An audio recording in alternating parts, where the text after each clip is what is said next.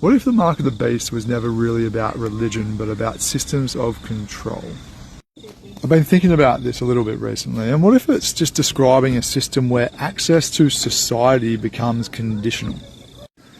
Now here's where it gets interesting for me, because in the early 2000s, Microsoft, aka old mate Gates, filed a patent 0606066666, which outlines a system where human biological data could be used as a digital identifier and economic trigger. And I find this really interesting in the current state of the world. So is that biological marker? Is that the mark? Now I'm not saying it is, but it really fits the pattern, right?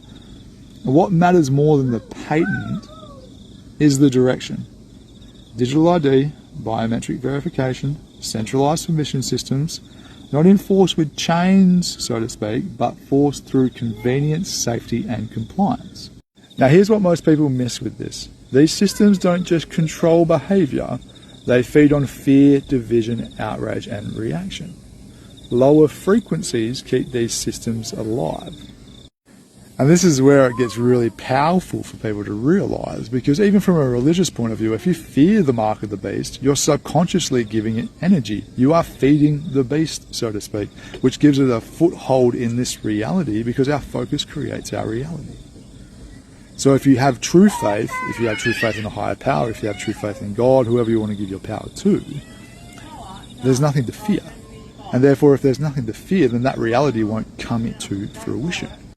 And this is that consistent message that I try to share in this content from a physics perspective, not just energetical, but also physics. If we remove our energy from the opposition of these systems, they will consume themselves. They cannot survive in an isolated vacuum.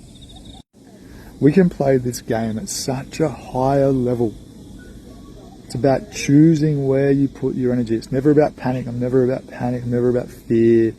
It's always about awareness.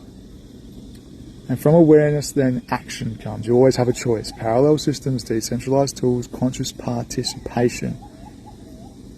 No mark of the beast, no system of control works unless it is accepted by those that it's designed to enslave.